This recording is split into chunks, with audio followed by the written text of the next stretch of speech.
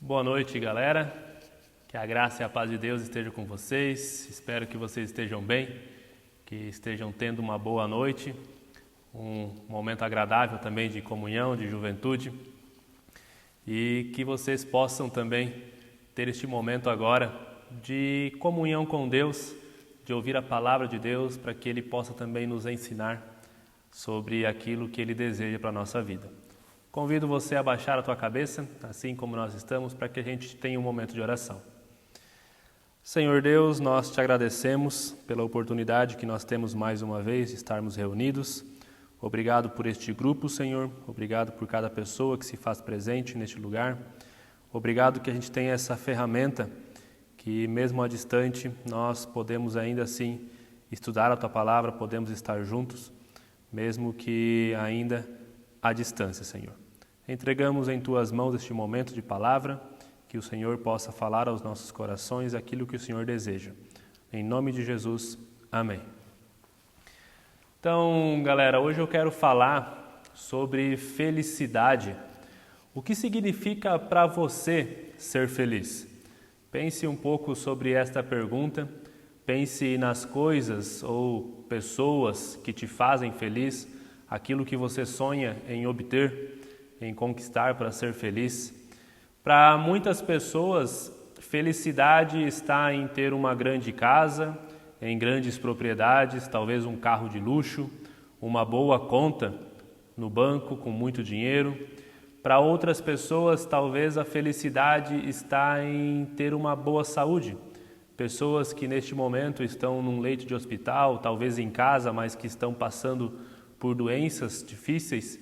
O sonho dessas pessoas é ter a saúde, e se elas conquistassem novamente uma boa saúde, provavelmente essa seria uma grande felicidade. Então, felicidade não é uma única coisa no mundo que a gente vive. Cada pessoa hoje sonha com algo que possa te fazer feliz, que possa trazer esse sentimento de felicidade. Na carta aos Filipenses, Paulo escreve sobre a felicidade, Paulo fala sobre felicidade. E eu acho interessante a gente observar que ele fala isso no momento que para nós não julgaríamos ser muito feliz. Para nós diríamos que seria ser algo muito triste. Quando ele escreve a carta aos Filipenses, ele está preso há 4 anos e uma prisão injusta. Ele foi preso injustamente por causa de judeus que o acusaram falsamente, pessoas que não aceitavam que ele pregasse o evangelho, que ele falasse sobre Jesus. Então essas pessoas pediram a prisão de Paulo e pediram a morte de Paulo. Paulo só não foi morto nessa situação porque ele era cidadão romano, então ele conseguiu a liberdade. Mais adiante a gente sabe, para quem conhece um pouco a história de Paulo, que ele foi preso novamente e então ele foi condenado à morte. Mas nessa situação ele conseguiu a liberdade. E a prisão naquela situação, naquela época, era algo muito diferente de hoje. Não que hoje seja boa uma prisão, mas naquela época não existia muito essa questão de direitos humanos, não existia muito umas regras sobre o que se fazer com presos. Então Paulo foi muito humilhado pelos soldados romanos. Ele teve que suportar humilhação de dentro da comunidade, de pessoas que se diziam crentes, que se diziam cristãs e que estavam falando mal dele porque queriam ocupar o cargo que ele ocupava, a liderança que ele ocupava, principalmente em Roma.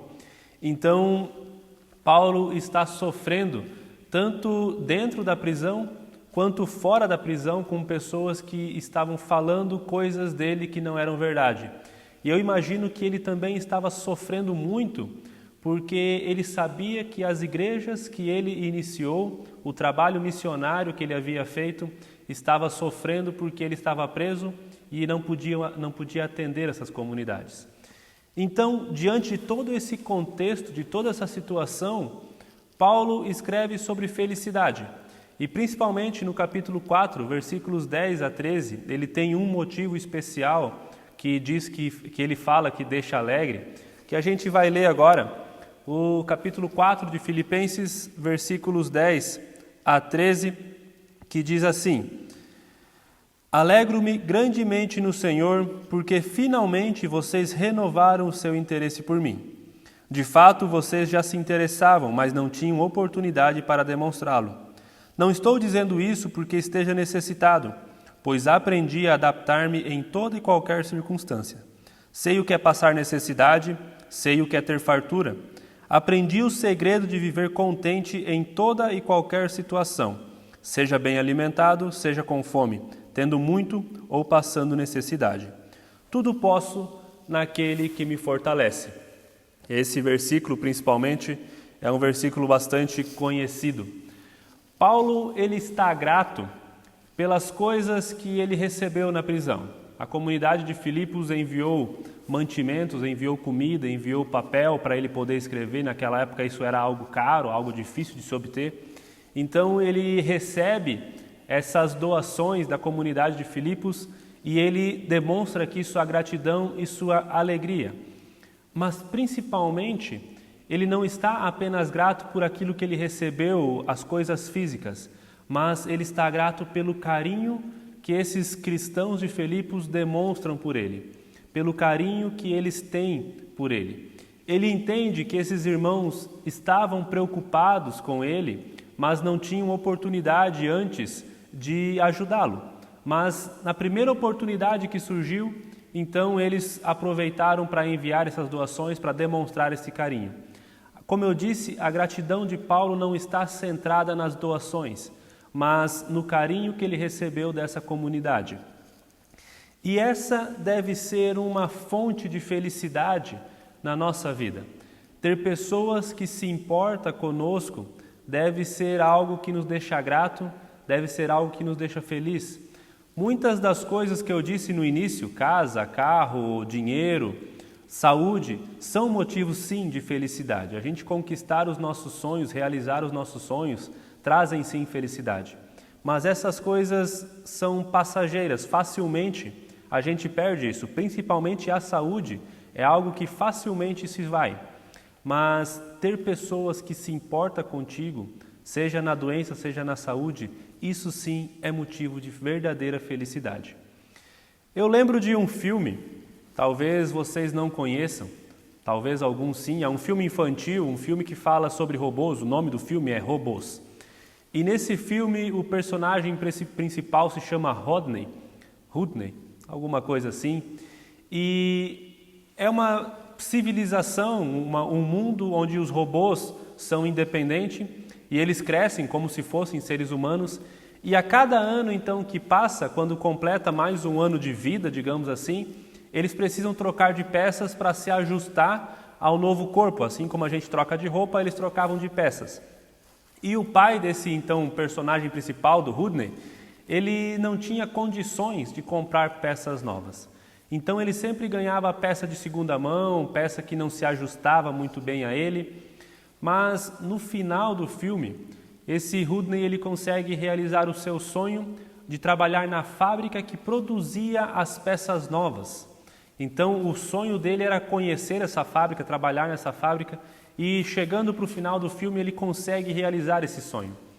E quando ele conquista então aquilo que era um grande sonho dele, ele vai até o pai dele, abraça o pai dele e diz: pai, eu sei que você sempre se preocupava pelo fato de não poder dar peças de primeira linha para mim, mas você me deu o seu melhor, que foi acreditar em mim. É uma cena de um filme infantil, sim, um filme até meio bobo, mas para mim ilustra bem o sentimento de gratidão de Paulo, que ele expressa nessa carta. A alegria de saber que mesmo na situação em que ele estava, mesmo sofrendo todas as calúnias que ele estava sofrendo, pessoas difamando, falando mal dele, ainda tinha pessoas que se importavam com ele, principalmente pessoas que acreditavam nele, na sua inocência. Essas pessoas não podiam fazer muita coisa por Paulo, mas fizeram tudo o que estava ao seu alcance, fizeram tudo o que elas podiam fazer. Ele escreve também que aprendeu a viver contente, aprendeu a viver feliz em qualquer situação, independente da riqueza ou da pobreza, se ele estava passando fome ou se ele estava com fartura de comida, a sua alegria não dependia dos bens materiais. Paulo foi alguém que não idealizou a pobreza. Ele não colocou a pobreza como um estilo de vida, como algumas pessoas tentam colocar. Ele não defendeu que todo mundo deveria ser pobre, mas ele também não se perdeu no falso brilho da riqueza. Ele soube aproveitar o melhor das duas situações. Ele teve momentos de glória na sua vida. Ele teve momentos onde ele estava vivendo bem, isso financeiramente, isso vivendo uma vida boa, literalmente. Mas ele não se deixa dominar por isso. Ele não se deixa iludir por isso. Porque ele teve também momentos de muita dificuldade como esse que ele está passando quando ele escreve essa carta. Mas ele também não fica se fazendo de vítima. Ele não fica se lamentando pela situação. Ele sabe viver em todas as circunstâncias. Sabe se alegrar em todos os momentos. E então no versículo 13, Paulo mostra que toda a sua alegria, mesmo em meio a tantas dificuldades, só é possível através da força que ele recebe de Deus. Muitas vezes a gente fala ou lê essa frase, tudo posso naquele que me fortalece. E a gente acha que esse tudo posso significa que eu posso fazer qualquer coisa, que tudo é possível, eu vou conquistar tudo. Mas quando Paulo escreve tudo posso naquele que me fortalece, ele está na prisão. Ele não se declara autossuficiente, mas ele se declara dependente de Deus.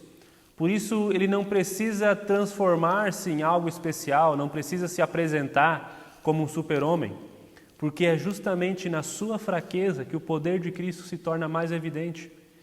A graça de Cristo é suficiente para ele escreve essas frases.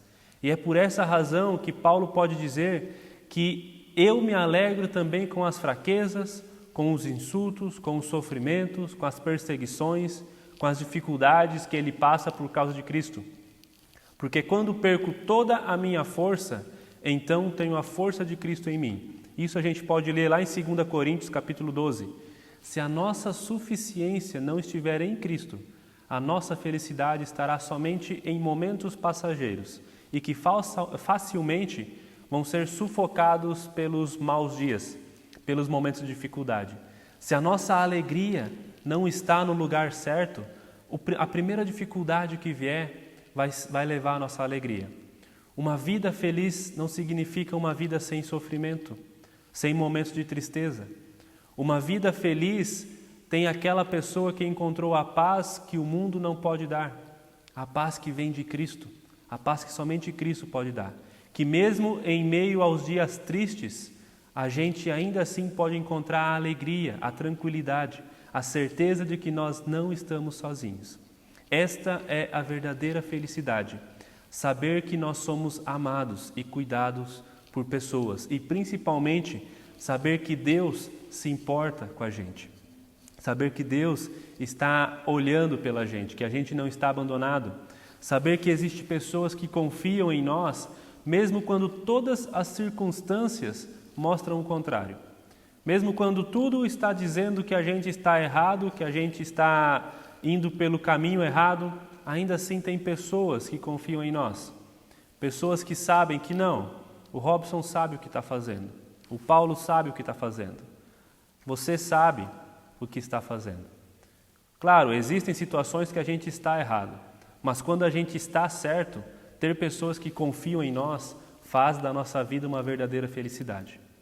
Queridos, o meu desejo é que a gente possa encontrar pessoas assim na nossa vida. Que você possa encontrar pessoas assim na sua vida, pessoas que confiam em você. Que além da sua riqueza ou da falta de riqueza, além da sua saúde ou da sua falta de saúde, além das suas conquistas ou das suas decepções, você possa se alegrar por ter pessoas ao teu lado que confiam em ti. Eu quero convidar você a ter mais um momento de oração.